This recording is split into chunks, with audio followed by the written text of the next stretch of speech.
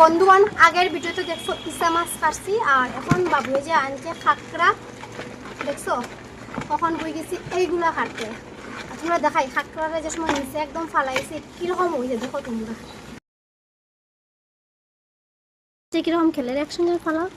দেখি সবটি নামাই দিলাম, দেখাম কিটা করে।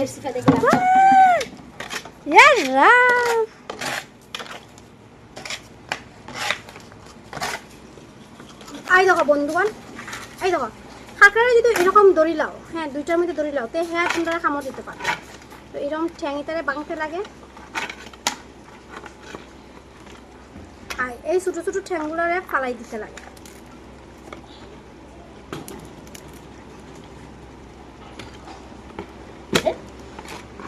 দেখছো এখন যেটা এরকম আছে, এটারে কি দেখো মিডিলের দিকে ফাটাইতে লাগে।